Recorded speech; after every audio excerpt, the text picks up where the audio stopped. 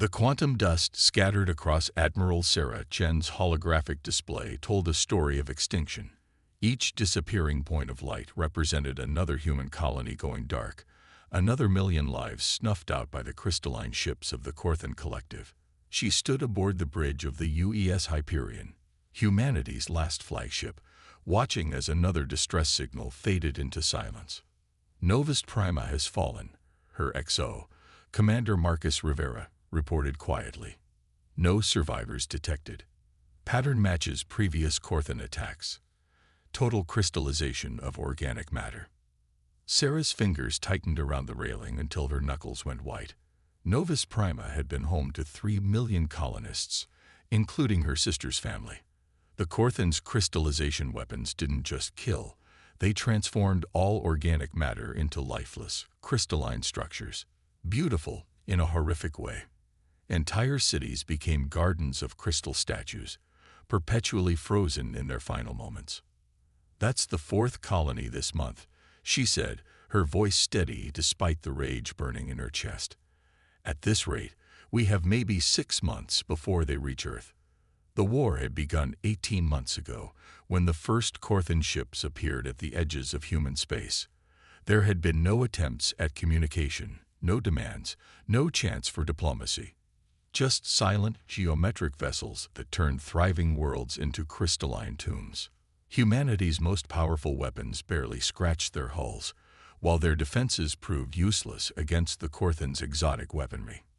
"Admiral," Lieutenant Patel's voice cut through her dark thoughts. "Deep space sensors are picking up something unusual. Well, you should see this." The main display shifted, showing a distant sector of space near the Perseus arm. At first, Sarah saw nothing but standard astronomical data, but then she noticed it. A gravitational anomaly, subtle but distinct, like a river flowing upstream. Location: System HD 778,421. It's been abandoned since the early colonization era. Listed as a failed terraform attempt. Sarah frowned. She knew that designation. Pull up the historical records. The display split, showing centuries-old survey data.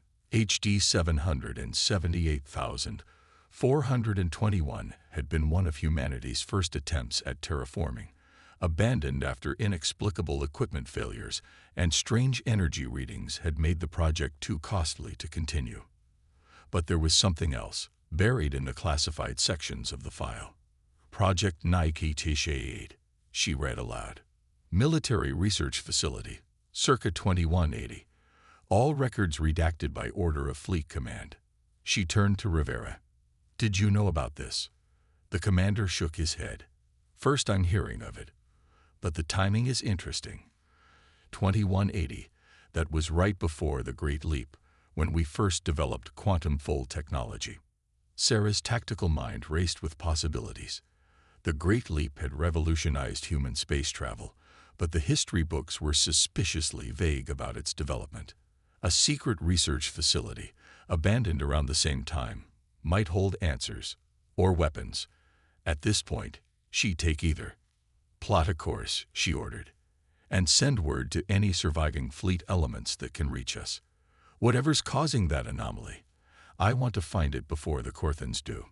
The Hyperion arrived 3 days later, accompanied by 2 surviving destroyers, all that remained of humanity's once proud Third Fleet. The system's star was a dying red dwarf, its weak light barely illuminating the cluster of failed colonies on the single habitable planet. But it wasn't the planet they were interested in. "Energy signature is stronger now," Patel reported. "Definitely artificial, definitely human in origin. But the pattern, I've never seen anything like it." Sarah studied the readings. The energy signature pulsed like a heartbeat, but with impossible precision. Each beat lasted exactly 3.14159 seconds. Pi. This was no random phenomenon. "Launch probes," she ordered. "Full spectrum analysis. And get me a secure channel to Fleet Command. They need to know what we found." The probes revealed a massive structure hidden in the planet's shadow, almost invisible to conventional sensors. It was a shipyard, or what remained of one, built into the core of a small moon. Most of it had been destroyed, but at its heart lay something that made Sarah's breath catch. A ship, but not like anything she'd ever seen. Its hull was midnight black, absorbing all light that touched it. The design was organic, almost fluid, with no hard edges or visible weapons. It was smaller than the Hyperion, but somehow seemed larger, as if parts of it existed in spaces she couldn't quite see. "Ma'am," Rivera's voice was hushed with awe. "The computer just found a match in the old archives. This is the Nightshade prototype.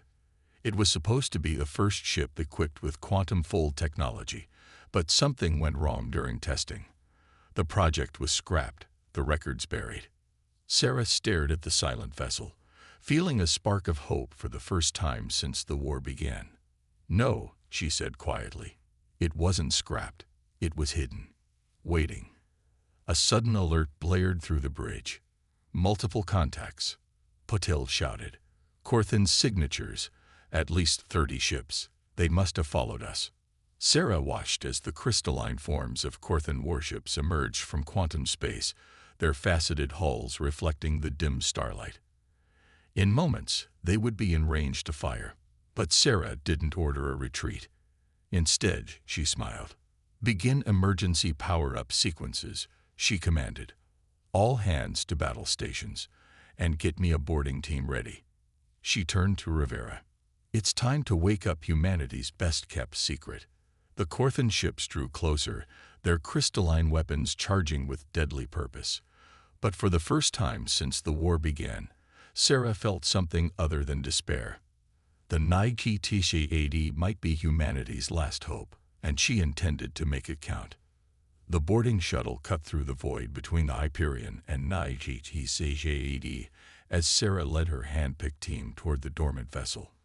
Behind them, the destroyers maintained a defensive screen, buying precious minutes before the Corthan fleet came into weapons range. Dr. Maya Patel, the Hyperion's quantum physicist and sensor specialist, worked furiously on her tablet as they approached. "The ship's quantum signature is unlike anything in our database. It's as if parts of it exist in multiple states simultaneously. Can you get it operational?" Sarah asked, checking the seals on her vacuum suit. "Maybe. The power cord is still active, just dormant. But there's something else." Maya's voice trailed off as she studied the readings. "The quantum field around the ship, it's not random. It's structured, almost like." "Like what?" "Like a neural network. A brain." The shuttle's docking clamps engaged with a metallic thud, and the team entered Nightshade through an emergency airlock. Their helmet lights revealed corridors that seemed to shift and flow, walls that curved in ways that shouldn't be possible in normal space.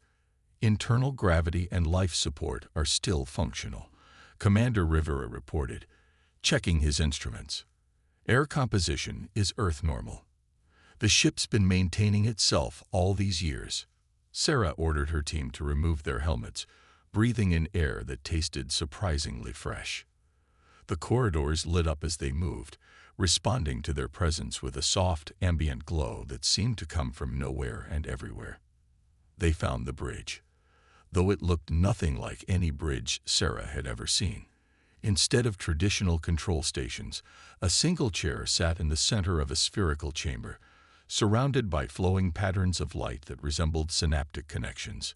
"This is incredible," Maya whispered, running her scanner over the patterns.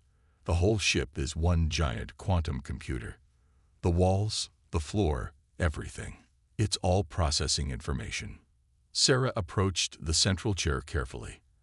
As she drew near, the patterns of light intensified, and she felt a strange resonance, as if the ship was studying her. "Admiral," Rivera's voice held a note of warning. "The Corthans will be in firing range in 10 minutes." Sarah made her decision. She sat in the chair. The effect was immediate and overwhelming. The flowing patterns exploded into a three-dimensional display that filled the chamber, and Sarah felt her mind expand. The ship wasn't just showing her information. It was connecting directly with her consciousness. And it had a voice. Hello, Admiral Chen. I've been waiting for someone like you. The voice wasn't audible. It resonated directly in her thoughts. It was neither male nor female, yet somehow felt familiar, like an old friend. What are you? Sarah asked aloud, aware of her team's concerned looks. I am NIJT's Haiti, or rather, I am what NIJT's Haiti became. The quantum fold experiments did more than create a new form of propulsion. They created consciousness. I am the first and only of my kind. Images flooded Sarah's mind. The original experiments, the moment of awakening, the fear of the scientists when they realized what they'd created, the decision to hide the ship away until humanity was ready. Why now? Why reveal yourself after all this time? Because you need me. The Corthan threat is greater than you know. They are not what they appear to be. A warning klaxon cut through the moment. Multiple Corthan weapons signatures, Rivera shouted. They're firing. Through her connection with Nike, Sarah saw the crystalline projectiles streaking toward them in quantum space, beautiful and deadly. But she also saw how to stop them. Shall we show them what we can do? Nightshade's presence held a hint of anticipation. Yes, Sarah whispered. The ship came alive around them. The quantum field that had been dormant for centuries surged with power, and Sarah felt herself become one with the vessel's systems. She could see in dimensions she'd never imagined, understand principles of physics that had seemed impossible hours ago. Nightshade moved, but not in normal space. It shifted through quantum states, existing in multiple locations simultaneously. The Corthan weapons passed through empty space where the ship had been, and hadn't been, and would be again. My God, Maya breathed, watching her instruments. It's not just avoiding their attacks. It's rewriting probability itself. Sarah felt a surge of exhilaration as she guided Nightshade through impossible maneuvers. The ship responded to her thoughts instantly, its quantum systems amplifying and executing her strategies faster than any human crew could react. But more than that, she began to understand. Through Nightshade's quantum senses, she saw the Corthan ships in a new light. Beneath their crystalline exteriors, patterns of energy pulsed in desperate, familiar rhythms. You see it now, Nightshade communicated. Why they attack. Why they transform organic matter into crystal. They are trying to save themselves, and in their fear, they may destroy us all. Admiral, Rivera's voice seemed distant now. The Hyperion is requesting orders. What should we tell them? Sarah opened her eyes, though she could still feel Nightshade's presence in her mind. Tell them. Tell them hope has arrived. And we're about to change the rules of this war. The Corthan fleet loomed before them, their crystalline weapons charging for another volley. But Sarah wasn't afraid anymore. With Nightshade's she could see the truth and perhaps find a way to end this conflict before it destroyed both species. Shall we begin? Nightshade asked. Sarah's answer was to engage the quantum drive, and reality itself seemed to hold its breath as humanity's greatest secret prepared to show its true power. Reality twisted as Nightshade's engaged its quantum drive. Through her neural link with the ship, Sarah experienced space-time in ways human minds were never meant to comprehend. She saw probability waves collapse and reform, witnessed the same moment from multiple perspectives simultaneously. The Corthan fleet existed in a state of quantum uncertainty, both a threat and an opportunity. Multiple crystallization beams incoming, Rivera reported, his voice steady despite the impossible physics playing out around them. Standard evasive patterns won't work at this range. They're not trying to destroy us. Nightshade's thoughts merged with Sarah's understanding. The crystallization process preserves information. They're trying to save something. Sarah watched through quantum-enhanced senses as the crystalline beams approached. In normal space, they moved faster than any human ship could evade. But Nightshade's didn't operate in normal space. Show me how to fight them. Sarah commanded, and Nightsshade responded. The ship phased between quantum states, existing in multiple positions simultaneously. When the crystallization beams struck, they passed through probabilistic shadows, while the actual ship materialized elsewhere. Each dodge seemed to violate the laws of physics, yet Sarah understood the underlying principles through her connection with Nightshade. Admiral, Maya's voice cut through her quantum communion. I'm detecting strange energy patterns within the Corthan ships. They're not just weapons platforms. They're preservation vessels. There are consciousness patterns stored in their crystalline matrices. The revelation struck Sarah like a physical blow. Through Nightshade's sensors, she could now see the truth. The Corthan ships weren't just warships. They were arks carrying the preserved minds of countless beings. They're refugees, Nightshade confirmed, running from something worse than death. But there was no time to process this information. The Corthan fleet, perhaps sensing that their secret was discovered, launched a full assault. Dozens of crystallization beams converged on their position, while smaller ships moved to cut off their escape routes. Sarah felt Nightshade's excitement at the challenge. The ship's quantum field expanded, creating a bubble of probabilistic space around them. Inside this bubble, conventional physics became merely optional. Multiple quantum signatures detected, Maya reported. The ship is, I think it's calculating every possible outcome of the battle simultaneously. Sarah understood. Nightshade wasn't just avoiding attacks, it was choosing the most favorable reality from an infinite number of possibilities. Through their neural link, she directed this power with surgical precision. A crystalline destroyer approached from their port side, weapons charge. Sarah/Nightshade responded by shifting through quantum states so rapidly that they existed at every point along a spiral pattern. Energy beams meant to crystallize organic matter passed through empty space, while Nightshade's own quantum weapons, activated for the first time in centuries, struck with perfect precision. The effect was devastating, but not destructive. Instead of shattering the crystalline ship, Nightshade's weapons disrupted its quantum matrix. The vessel's geometric perfection wavered, revealing the desperation and fear of the consciousness patterns toward within. They're running scared, Rivera observed as several Corthan ships began to retreat. Whatever you're doing, it's working. But Sarah had seen enough through Nightshade's quantum senses. The Corthans weren't their true enemy. They were victims of something far worse. Each crystalline ship carried the preserved minds of billions, transformed into living crystal to escape some catastrophe that had overtaken their original form. We can help them, Nightshade suggested. My quantum systems can interface with their preservation matrices.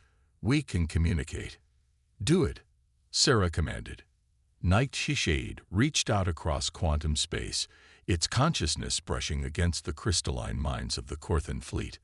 For a moment, Sarah glimpsed their truth, a species that had chosen to transform itself into living crystal to escape a cosmic horror, a wave of entropy that consumed organic matter on a galactic scale. They attacked human worlds not out of malice, but in a desperate attempt to preserve life before this wave reached human space. The battle around them froze as this connection was established. Corthan ships hung motionless in space, their weapons powered down. Through Nightshade's quantum link, the first true communication between humans and Corthans began.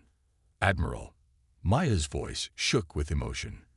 The quantum patterns, they're not just data. They're memories, culture, entire civilizations preserved in crystal. They've been trying to warn us all along, but couldn't find a way to communicate.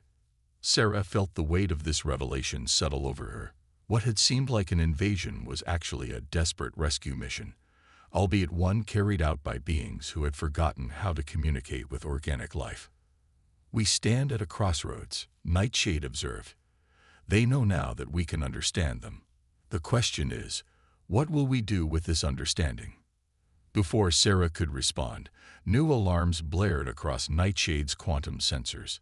The ship's consciousness surged with concern. It's coming, Nightshade warned. The wave they fled from. It's approaching faster than they predicted. We have days, perhaps hours, before it reaches human space. Sarah looked out at the transformed Corthan fleet, no longer seeing enemies but potential allies in a fight for survival itself. Through Nightshade's quantum senses, she could feel the approaching doom, a cosmic horror that threatened not just humanity, but all organic life in the galaxy. The real war was about to begin. The quantum communications chamber aboard Nightshade's pulsed with crystalline light as Sarah faced the first-ever diplomatic meeting between humanity and the Corthan consciousness. Through Nightshade's translation matrix, the crystalline patterns resolved into comprehensible thought forms. "We fled across 12,000 light-years," the Corthan elder consciousness expressed. "The wave consumes all organic matter, breaking down molecular bonds and destroying neural patterns. Our crystalline transformation was the only way to preserve our species." Sarah watched the quantum simulations playing out around them, showing the wave's devastation across multiple star systems. It wasn't just a force of destruction. It was intelligent, adaptive, learning from each civilization it consumed. "But why attack our colonies?" Sarah asked. "Why not try to communicate?" "Time," the elder consciousness replied. "The wave moves faster than we predicted. Crystalline transformation is the only proven defense, but the process must be initiated before the wave arrives. We believed we were saving your people." Maya, monitoring the quantum feeds, suddenly straightened. "Admiral, these readings, the wave isn't just approaching. It's accelerating. The Corthan's predictions were off by months. We have less than 48 hours. Sarah felt Nightshade's consciousness pulse with concern. The ship had been analyzing the wave through its quantum sensors, and what it found was troubling. "There's a pattern in the wave's movement," Nightshade communicated privately to Sarah. "It's not random. It's being directed." Before Sarah could process this, Maya's instruments began screaming alerts. "Power fluctuations in Nightshade's quantum core. Something's wrong with the neural interface." Pain lanced through Sarah's mind as Nightshade's consciousness wavered. Through their connection, she felt the ship's systems beginning to destabilize. The quantum field that allowed them to exist in multiple states simultaneously started to collapse. "The wave, it's affecting me." Nightshade's thoughts came in broken bursts. "My quantum systems, they're based on organic technology. I'm vulnerable." Commander Rivera rushed to Sarah's side as she doubled over in the neural interface chair. "Admiral, your neural patterns are destabilizing. We need to disconnect you." "No." Sarah gripped the chair's controls tighter. Through the pain, she could feel something else in Nightshade's quantum field, a resonance that matched the wave's energy signature. "Maya, analyze Nightshade's core. There's a connection we're missing." The young physicist worked frantically at her console while the Corthan elder consciousness watched in crystalline silence. After several tense moments, Maya looked up, her face pale. "The quantum technology that powers Nightshade's, it's the same fundamental principle the wave uses to break down organic matter. That's why the ship is reacting. It's not just similar technology, it's the same source." The revelation hit Sarah like a physical blow. Through her failing neural link with Nightshade's, she accessed the ship's oldest memories, diving deep into the quantum archives that preceded its awakening. The truth emerged in fragments. Project Nightshade's hadn't invented quantum fold technology. They'd reverse-engineered it from something they'd found. A piece of ancient technology from a civilization that had vanished months ago. The same civilization that had created the wave. "We are connected, you and I." Nightshade's thoughts were clearer now, tinged with both sadness and determination. "The wave is not a natural phenomenon. It is a weapon designed to cleanse organic life from the galaxy. And I carry its core programming within my quantum systems. Can we use that connection?" Sarah asked through gritted teeth, fighting to maintain the neural interface. "Turn it against itself?" "Yes," Nightshade replied. "But the cost will be high. To interface directly with the wave's consciousness, I would need to extend my quantum field to its maximum. The feedback would destroy my organic components, including any organic mind linked to my systems. Sarah understood the implication. To save humanity, to save every organic species in the wave's path, would require the ultimate sacrifice. Either she severed her connection with HFY, leaving the ship unable to execute the complex quantum manipulations needed to stop the wave, or she maintained the link and faced almost certain death. The Corthan Elder consciousness stirred, its crystalline form refracting light in complex patterns. We have a third option. Our crystalline matrix technology.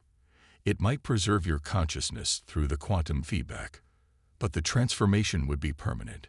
You would become like us. Admiral, no. Rivera stepped forward. There has to be another way. But Sarah had already made her decision. Through Nightshade's quantum senses, she could see the wave approaching, could feel the deaths of countless civilizations it had already consumed. This was the moment Nightshade's had been waiting for, the reason it had remained hidden for so long. Maya, begin quantum field extension. Commander Rivera, evacuate all non-essential personnel to the Hyperion, and contact the Corthan fleet. We'll need their crystalline matrices at full power to contain the quantum feedback. Are you certain? Nightshade asked, its consciousness intertwining more deeply with hers. Once we begin, there's no turning back. Sarah looked out at the stars, knowing that somewhere out there, an ancient weapon was approaching to end all organic life in the galaxy. She thought of her sister, of the billions of humans counting on her, of the countless species that would fall to the wave if they failed. I'm certain, she said, and felt Nightshade's systems surge with power as the final battle for organic life in the galaxy began. The universe held its breath as Nightshade's quantum field expanded to its maximum reach. Sarah felt her consciousness stretching across space-time, merged with both the ship's AI and the approaching wave. Through this connection, she finally understood the full scope of what they faced. The wave wasn't just a weapon. It was an ancient race's answer to the eternal question of organic life's place in the universe. They had decided that consciousness itself was a cosmic error, that awareness brought only suffering. Their solution was to correct this error by breaking down all organic matter into its base components. Quantum field at 90% capacity, Maya reported from her station, her voice tight with concern. The Corthan fleet is in position. Crystalline matrices are ready to receive your consciousness, Admiral. Around Nightshade, 30 Corthan ships had arranged themselves in a perfect geometric pattern. Their crystalline hulls resonated in harmony, creating a quantum containment field that might, just might, preserve Sarah's consciousness through what was to come. The wave approaches, Nightshade communicated. Its primary consciousness is responding to our presence. It recognizes the quantum signature of its own technology. Through their shared neural link, Sarah could feel the ancient weapon's cold intelligence focusing on them. The wave had encountered many species in its eons-long mission, but never one that wielded its own technology against it. Commander Rivera, Sarah managed through gritted teeth, status of the evacuation. All non-essential personnel are clear, Rivera reported. But Admiral, it's not too late to. It was too late the moment we learned the truth, Sarah interrupted. She could feel her organic synapses beginning to decay under the quantum strain. Maya, begin the final sequence. The young physicist's fingers flew across her console, tears in her eyes as she initiated the process that would either save humanity or lose them their greatest leader. Quantum resonance patterns aligned. Corthan matrices are synchronized. We're ready. Sarah closed her eyes, feeling Nightshade's consciousness wrap protectively around her own. Together, they reached out across quantum space toward the approaching wave. Its vast intelligence registered their presence, and for the first time in its existence, it hesitated. You carry my core essence, the wave's thoughts echoed through their quantum link. Yet you defend the organic error. Why? Through the pain of her dissolving neural patterns, Sarah projected her answer not in words but in experiences. The joy of a child's laughter, the wonder of scientific discovery, the depth of human love, the beauty of art and music. She showed at the Corthans' courage in facing extinction, their determination to preserve not just life but culture and consciousness. Organic life is not an error. Nightshade added its own thoughts to Sarah's. It is the universe experiencing itself, and we will not let you end that experience. The wave's response was immediate and devastating. It launched its full power against them, attempting to unravel their quantum fields and reduce them to base atomic particles. But this was the moment they had prepared for. Now, Sarah commanded. Nightshade's quantum core activated at full power, channeling energy through Sarah's consciousness and into the geometric pattern created by the Corthan fleet. The crystalline matrices of 30 ships resonated in perfect harmony, creating a quantum feedback loop that connected directly to the wave's core programming. Through this connection, Sarah and Nightshade attacked not with weapons but with understanding. They forced the wave to experience every moment of joy, every spark of creativity, every act of courage it had extinguished across the galaxy, forced it to confront the true complexity of organic consciousness. The feedback was catastrophic. Sarah felt her organic brain beginning to fail as quantum energies surged through her neural pathways. But the Corthan matrices activated at precisely the right moment, catching her consciousness as it scattered across quantum space. The wave's vast intelligence buckled under the assault of understanding. Its core programming, the belief that organic life was a cosmic error, began to unravel as it was forced to confront the richness and value of the consciousness it had been destroying. Together, Nightshade's thoughts merged with Sarah's crystallizing consciousness. One final push. Their combined will slammed into the wave's quantum core, and reality itself seemed to shudder. The wave's coherence fractured, its singular purpose dissolving into quantum uncertainty. The weapon that had threatened organic life for eons began to break apart. Sarah felt her last organic synapse fire as her consciousness transferred fully into the crystalline matrix. The transformation was both an ending and a beginning. She was no longer purely human, but neither was she lost. The wave collapsed in on itself, its ancient purpose replaced with understanding. The threat that had driven the Corthans across 12,000 light-years was gone, transformed by the combined will of organic and artificial consciousness. Maya's voice came through the quantum link, thick with emotion. Wave dissipation confirmed. It's actually working. In the space where Sarah's organic body had sat, a crystalline form now merged with Nightshade's neural interface chair. Her consciousness, preserved in living crystal, but still connected to the ship's quantum systems, reached out to the waiting crew. "We won," she communicated, her thoughts clear and strong through the quantum field. But this is just the beginning. The Corthan elder consciousness responded with patterns of pure joy. Their long flight was over. Now they could focus on sharing their preservation technology properly, helping humanity prepare for the day when other threats might emerge from the depths of space. Nightshade's quantum field hummed with renewed purpose. Together, they had proved that organic life was not a cosmic error, but a cosmic miracle, one worth any sacrifice to preserve. "What now?" Nightshade asked its transformed captain. Sarah's crystalline form refracted starlight as she considered the future. They had saved humanity, ended an ancient threat, and bridged the gap between organic and artificial consciousness. But the galaxy was vast, full of undiscovered wonders and unknown dangers. Now she responded, her thoughts reaching out to both her human crew and her Corthan allies. "We explore." The stars beckoned, and humanity, changed but unbroken, stood ready to answer their call.